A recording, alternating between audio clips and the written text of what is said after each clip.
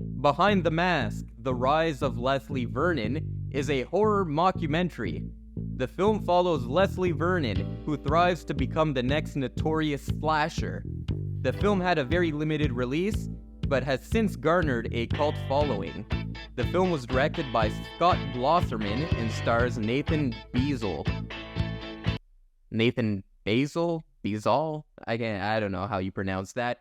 Hi guys, welcome back to Garage Slasher-thon, where every day for the month of October, we revisit a slasher film. Today we're talking about Behind the Mask, The Rise of Leslie Vernon. This is the first time I watched this movie. Hadn't seen it before, and I knew it was on my watch list. I knew it's like a cult classic, so I figured now is as good a time as any to watch this movie. From what I understand, this movie lost money.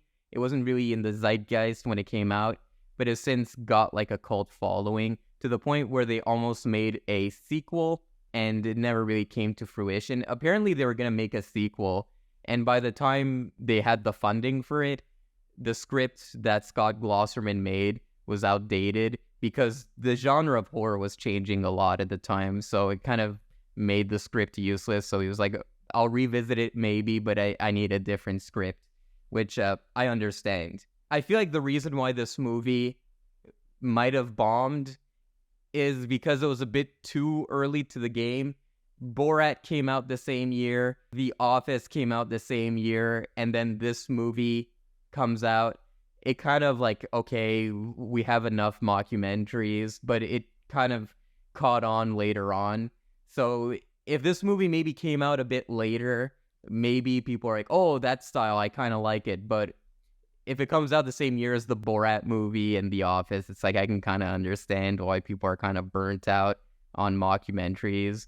One thing that's really interesting about this movie is right off the bat, when you're introduced to the world of this story, this character lives in a world where every slasher is a performance artist, basically, and they all exist within the same universe. At Crystal Lake, a madman named Jason Voorhees has killed dozens over the past 3 decades, leaving a devastated, deserted community. Here on Elm Street, in the suburban community of Springwood, a murderer's repeated attacks... Hi, I was wondering if I could ask you some questions about your former neighbor, Frederick. And in Haddonfield, a prodigal son named Michael Myers has struck in a similar fashion on or near Halloween on at least 4 different occasions. All of these locations and all of these characters exist within the world of this story, which is a really cool and clever idea. They drop little hints at it, but they never outright show you Jason Voorhees or any other slasher. The only slasher you see is Leslie Vernon. And what makes this movie really interesting is, much like Psycho, is that the serial killer is very relatable, but they really dial that up like crazy. Like, Anthony Perkins in Psycho, you can kind of see he's a little deranged, he's like a little off, but he's still kind of charismatic and still friendly. This guy is just like the friendliest guy ever. You just want to high-five him. He's like, come on. He reminds me of most Canadians. That's exactly how Canadians act. Here we go. And one thing I did really like about this movie is how it doesn't feel restricted to the mockumentary style. A lot of times when you watch a found footage horror movie or a mockumentary, there's always that point where you're like, okay, yeah, the format this movie chose is kind of limiting and I wish it'd do something different. Not this movie. This movie is like, you know what? This scene, we don't need it to be in documentary form. Let's just have it in normal narrative form. And it works. The movie constantly switches between a mockumentary and a straightforward narrative. Sometimes you can argue that they're doing like real life recreations and it still works within the world of the mockumentary. But there's a very clear point at the beginning of the 3rd act where you're like, okay, yeah, they just said, fuck the mockumentary. Was the mockumentary style just a way to kind of cut down on budget? Perhaps, but it really works in the story of constantly flipping back and forth, seeing what the slashing looks like in theory through these recreations, then jumping back into documentary form to see Leslie Vernon's reactions and the journalists' reactions. A lot of cameos in this movie. For one, Freddy Krueger himself is in this movie, kind of playing a Loomis kind of role. And then you have the girl in Poltergeist, who plays a librarian in this movie. So they got these kind of cool horror character actors just to pop up in this movie, making it a real homage to those 80s slasher movies. This movie kind of came out when horror movies were dead. To me, like 2000 to 2012 maybe was such a shitty period to be a horror fan, because other than the Saw movies, maybe Final Destination, you weren't getting all that much during that time. So obviously there's kind of this romanticism of the movies of the 80s, which were like meanwhile the golden era of horror movies. You had like Nightmare on Elm Street, Friday the 13th, Halloween. You had all of these like big cool horror movies coming out in the 80s and 90s. Now obviously this is a horror satire. You're not watching this for the real scares. And as far as its satire goes, it feels pretty outdated now. There's been movies that I'm going to talk about, so I'm not going to spoil what they are, but also a movie like Cabin in the Woods, which tends to satirize a lot of the similar things as this movie, how the virgin always survives and that kind of stuff.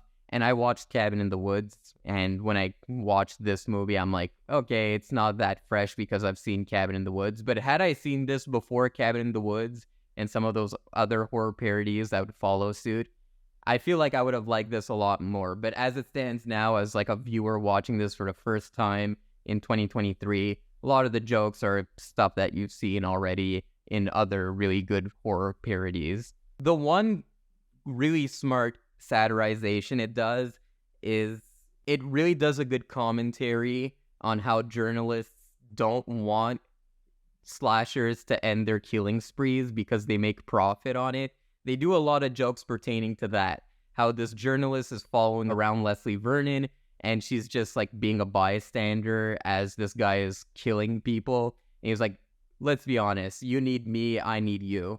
And that kind of moment, it kind of brings out some real world atrocities, how these media companies profit on real life catastrophes. And I thought that was a very clever angle that I didn't see in other horror movies. I've seen in other movies, maybe like a movie like a Nightcrawler, but I didn't see in like a comedy about horror. So yeah, it's a fun time. Would I recommend it? Medium, because there's so much of the same stuff. We're going to talk about other horror comedies that I liked more. But the satire is there. It was a bit too ahead of its time, in my opinion, because of that mockumentary style. Mockumentary films weren't that big because Borat had just come out. The Office had just come out. It needed some time to catch wind. Obviously, nowadays, there's so many like mockumentaries and found footage movies. You kind of hit a point where it's like Arrested Development and of all these fucking things. It's like you get annoyed of it after a while, but at that time, it wasn't that big a thing, so it kind of just looked like a cheap movie. And obviously, you have these other horror comedies like A Cabin in the Woods. It kind of makes this movie feel a bit more outdated, but for the budget it had, it's a very smart movie. It's a really well done movie. I can appreciate it more than I actually enjoy it, but nonetheless, good job. Anyway, guys, did you see Behind the Mask, The Rise of Leslie Vernon? Comment below, tell me what you think, and I'll see you guys tomorrow. Take care. You have to tell me. What happens to me?